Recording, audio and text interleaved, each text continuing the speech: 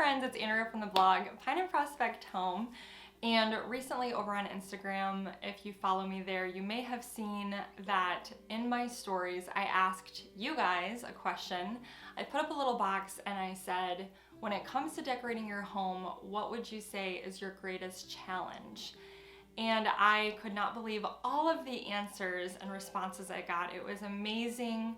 I was able to read through them all and kind of just come up with a list of about 10 challenges that I saw over and over and over again. There were definitely a few unique challenges that I probably won't address in this video, but for the most part, people were dealing with the same types of things.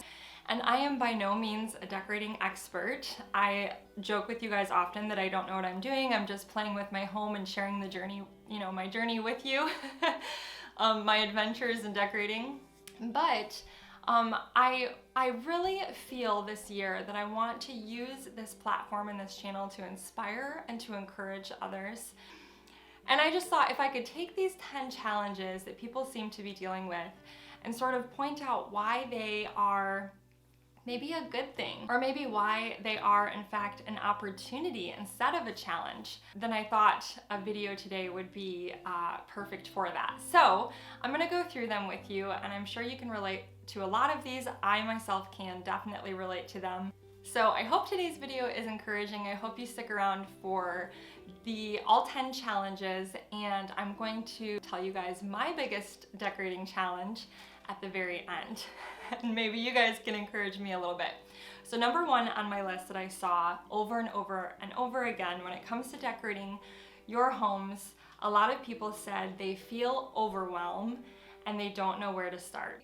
Immediately thought of when I saw this answer over and over again, I was trying to think, how can I encourage people in this? Because I know what it's like to feel overwhelmed. I know what it's like to feel like, where do you begin? When we moved into our home, I'm sure if you've been with me a while, you've seen the before pictures of our home, and it did feel very overwhelming. I didn't know where to start. It seemed like every single room had so many projects, but I can't help but think about that children's song, Little by Little. It was a song we sang in church, and the words are so good. It goes like this: little by little, inch by inch, by the yard it's hard, by the inch what a cinch. Never stare up the stairs, just step up the steps. Little by little, inch by inch. And I think what a great song, not only for life, but also when it comes to our home. Little by little, stop looking at the big picture and everything you want to do in your home and just take it one space at a time. Maybe not even one space at a time. Try one corner at a time, one little side table at a time, one shelf at a time. And just little by little, play with that little area and get it to where you feel content with it, and then move on to the next space. And before you know it, you will have a home that feels cohesive and a home that you truly enjoy. Everything in my home that I've accomplished over the years happened in tiny little baby steps. We have lived here for 10 years now, and it did not happen all at once. It took a lot of time. And so I don't want to get ahead of myself because there are a lot of other challenges, but I wanted to encourage you to think about that song, little by little, inch by inch. Stop staring up the stairs and just take a step forward. And it's so much easier that way. So number two on my list for the next greatest challenge for my followers is budget. So many people wrote money. I need more money. I don't have enough money. There's not enough room in the budget. And boy, can I relate to that. I totally understand. For a long time, I was just a stay-at-home mom. Sometimes I substitute taught when I was able to. It got more difficult as I started having kids, and that's of course when I started my blog. But my husband being in ministry, we've never had a huge budget for our home, but there's so many great things about having a small budget when it comes to home decorating. And you might be thinking, what? How could there be anything good that comes out of a small budget? But really, one of the first things I wrote down here, if you have a small budget, that breeds creativity. So it really forces you to get creative, not to just go to Hobby Lobby or some big box store and just buy all brand new. You have to get creative.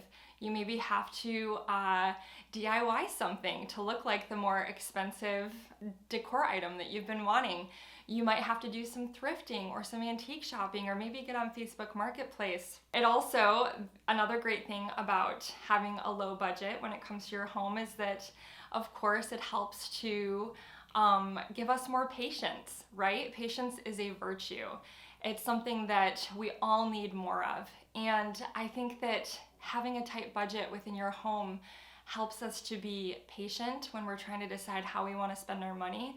I can't imagine if I had had all the money in the world when we moved into this home, what I would have done. I probably would have wasted so much money because I didn't really know, what my style was. I was kind of still, testing things and trying colors, and I'm so glad that I didn't spend thousands of dollars on furniture, and I probably never would have gotten that money back out of that furniture had I had a huge budget. So I'm just so thankful that with our tight budget over the years, I have learned new skills.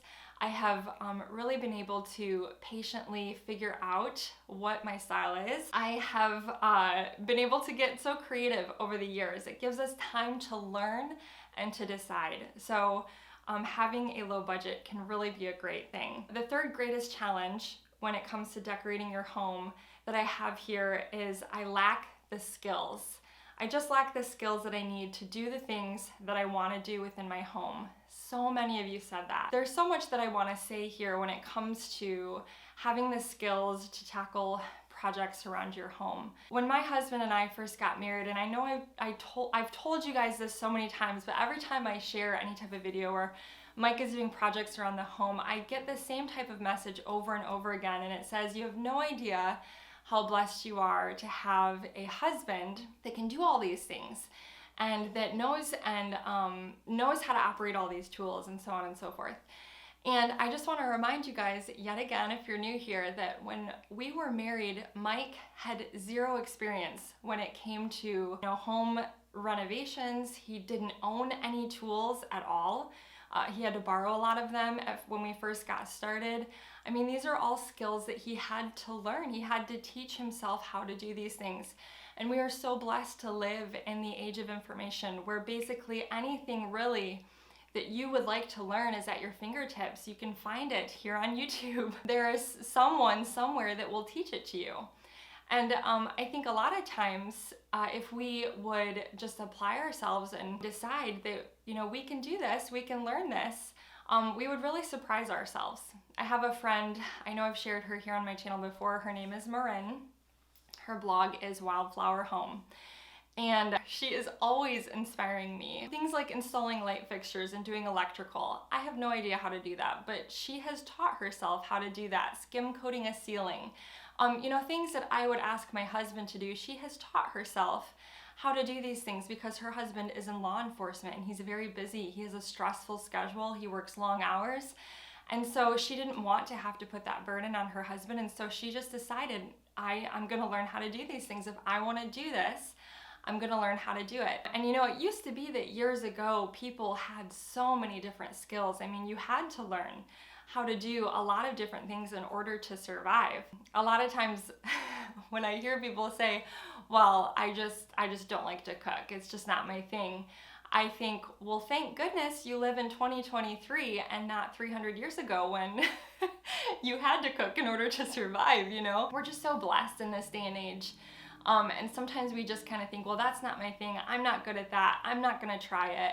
And really, I think that we would surprise ourselves if we tried to learn something new. And for those of you watching that think, well, I'm much older or I have like a disability, that's entirely different, of course. In that case, of course, you would need to try to save up if you're able and hire someone to do it for you. But I think we don't give ourselves enough credit. We really have the ability to do so much more than we ever could have imagined. So that's my encouragement for you there. The next thing on my list is just clutter. So many people, I said, what is your greatest decorating challenge? And so many people said, I have too much clutter. A lot of people said, there are toys everywhere. I feel like I'm living in a daycare. And of course I could talk about all of the creative ways in which you can hide toys, There are baskets that I have all over my house where you can fill them with toys and then cover the basket with a blanket. I have an ottoman that lifts, and right here in my living room, it's filled with toys, and it's just a quick cleanup. You can open the ottoman and throw all of the toys in. So we could talk about all of the creative ways to hide toys, but I would rather just focus on the clutter itself. And of course, this goes back to the toys. What do your kids actually need? Do we need all of these toys that are laying around? Are your kids actually playing with all of these toys that are laying around? I have had to learn this the hard way over the years. There were so many little bits and pieces I was cleaning up constantly, and my kids weren't truly playing with those things. Kids just like to dump things out, I think, and make a big mess, but they weren't really having great playtime where they were using their brains and putting things together. And so I had to decide, okay, which of these toys are just causing mom a lot of stress and a lot of frustration, and which toys are worth keeping? And putting systems in place. When it comes to puzzles and toys that have multiple pieces, I try to keep those up high so the kids can't get those unless they ask for my permission. So I have a whole video about that, about systems that you can check out. I'll try to put a link for it. But basically, if the clutter in your home is making you feel unhappy or angry or stressed, it's never too late to make a change. And again, we live in the age of information. There are so many wonderful, even here on YouTube, so many wonderful channels that help go through this process of decluttering your home. And again, it goes back to that song, little by little, inch by inch. I would like to organize my home desperately this year, and it feels overwhelming to me, but I just told the kids and my husband today, let's just take it one space at a time, one drawer at a time, one cupboard at a time, and we can get through this if maybe we just knock off one item a day. And pretty soon, within a month or 2 months, maybe 3, we will get the whole house in order. That's my encouragement for you there. The next item on my list when it comes to decorating challenges is not having the time or the energy. This is a tough one because I realize that there are special situations in which, you might be a single mom, for example, working 2 jobs and your kids are involved in sports. You just feel like you're on the go 24/7, and I totally understand that. But time is one of those things that we all have the same amount of time. We all have 7 days a week, 24 hours a day. And we really have to choose how we spend that time. And I'm often guilty wasting my time because it's simpler, it's easier to sit down and to pick up my phone and to scroll through pretty photos of homes and save those photos and pin those photos and think about what I would like to do to my home. It's easier to do that than it is to actually get up and execute those things. One of the things that my husband and I tell each other all the time when we're getting ready to start something new, we always tell each other this: the hardest part is starting. If I want to repaint a room, the hardest part is just starting. Just once you get past that and you get started, that's when things start moving. And I think a lot of us, if we were really honest with ourselves, we might realize that we're wasting more time watching other people do projects and watching other people, whatever it is that we've been wanting to do, rather than just putting our phone down and getting up and doing it ourselves. Like I said, I know that's not the case with everyone. I want to be careful here, but I'm saying I'm guilty of this at times. And so maybe someone else is guilty of that as well. I have this quote written down that says, someday, the word someday, is a disease that will take your dreams to the grave with you. If we keep saying, well, someday I'm going to do that, someday I'm going to repaint that room, someday I'm going to fill in the blank, then that day might never come. So just start today, and remember, please remember, that it doesn't have to happen overnight. There are projects that have taken us months to complete, and that's okay. What you see on TV is not reality. It's all right if it takes time.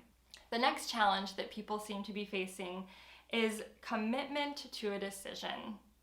So just deciding on what they want to do and then committing to that.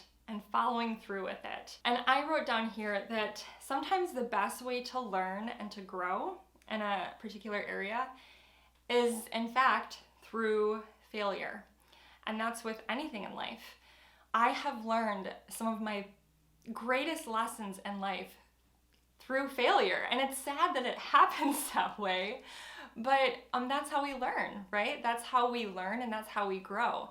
And if you can't ever commit to something when it comes to decorating your home, if you can't commit to a decision and be willing to fail, be willing to mess up, be willing to say, I'm not sure if this is gonna work, but I really wanna try it. And if it doesn't work, that's okay. Now I know, okay, so I'm not a moody paint color person. So I don't think I can do dark navy blue on the walls. That's okay, now you know. Wouldn't it be better to try something and fail and learn from it and then know, okay, I do not like that, rather than sitting there staring at it and never really knowing if you know, you're going to fail or if you're going to succeed. So I just think it's so important to just make a decision and commit to it, just knowing that failure is okay and it's a good thing. And that's how we grow. I would not, and please, I am not anyone special. I constantly tell my husband, I don't know what I'm doing when I'm decorating rooms. I don't know what I'm doing. I'm just learning. I'm still trying to figure it out. But the reason why I am where I am today is because of so many failures, so many things that I messed up, or maybe not even failures, just things that I tried that I thought, no, I don't really like that. It's good for her. It's good for, you know, for his house. It's not good for my house. So the next decorating challenge that people seem to really struggle with is space. So many people said, I don't have enough space. Our house is so tiny. Our rooms are so small. And this was one that I really wanted to take some time with. Stop viewing a small home as a negative thing. There are so many beautiful and wonderful things about having a small home. And in fact, I've spoken with friends who have large homes, and this is nothing against those that have large homes. I have said so many times, it would be nice to have a little bit more square footage in our home with 4 little boys running around.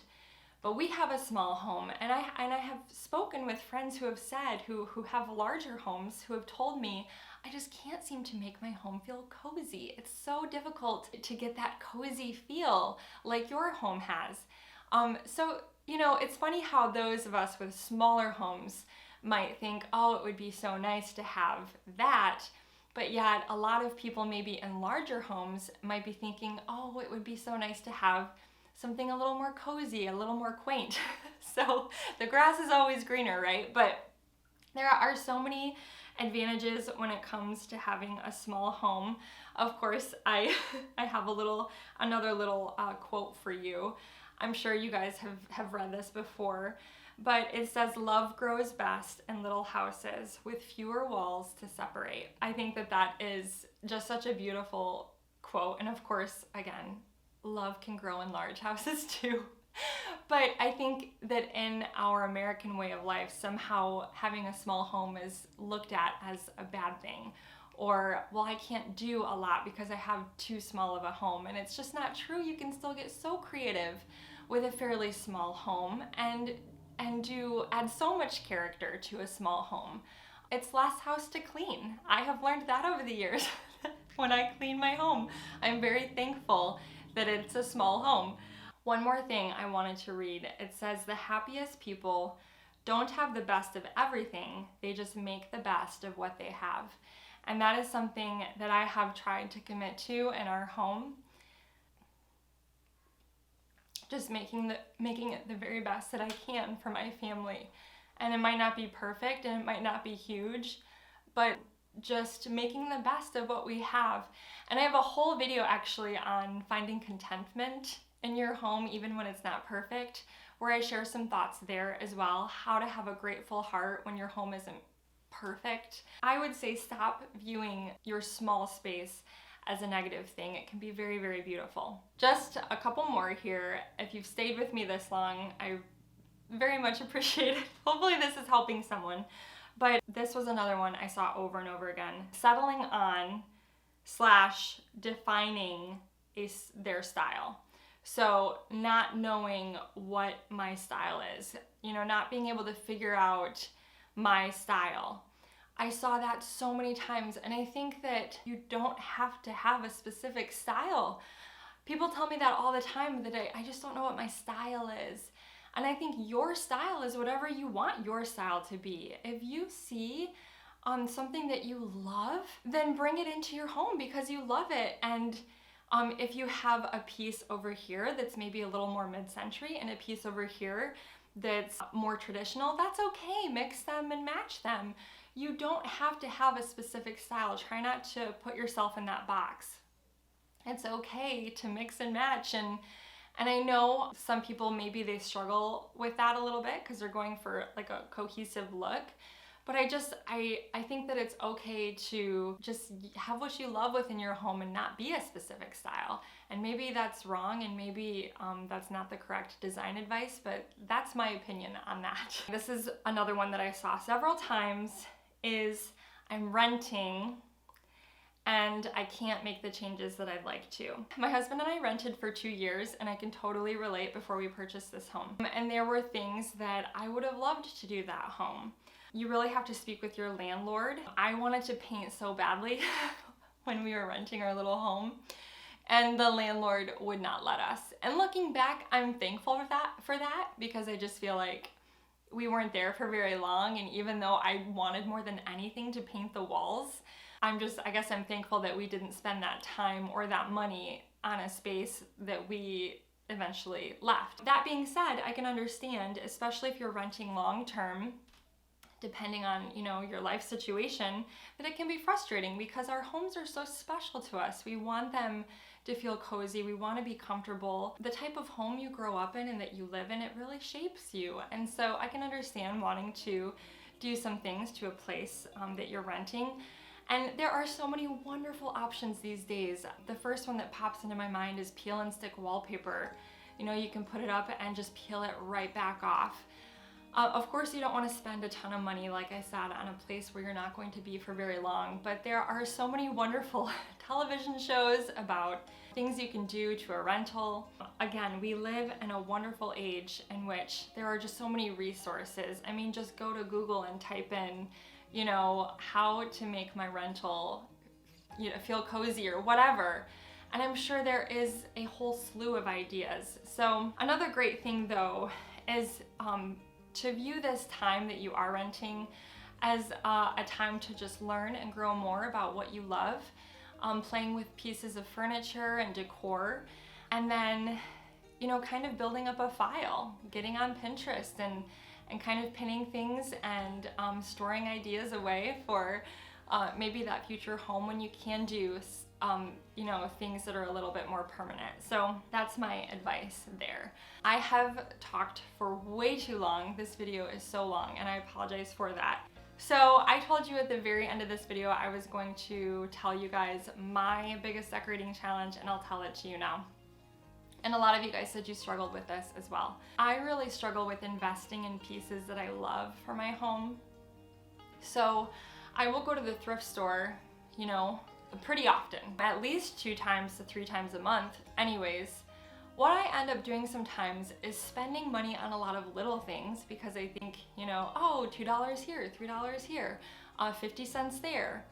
But when it comes to like a larger furniture piece that costs more money that I truly love, I won't spend the money on it because I'm so frugal when it comes to my home, and I very much struggle with spending money, a lot of money on things for my home. So that's my greatest challenge, and it's something I've tried to be more aware of. Even just this past year when my husband and I went to an antique fair, and I just saw some things that I really, really loved, and I almost passed on them and left them there. And my husband, he just reminded me, like, Andrea, you know, start investing in pieces that you love that you'll have forever. You know, you spend so much money on these little thrift store trips. If you would have just saved all that money, you could have paid for this item that you really want right now. So that's something that I'm going to be working on. Anyways, I hope this video was a help to someone. I hope it encouraged one of you. Let me know if I didn't touch on one of your greatest decorating challenges. I'd love to hear it. Thanks for watching. I will see you guys next time. Bye-bye.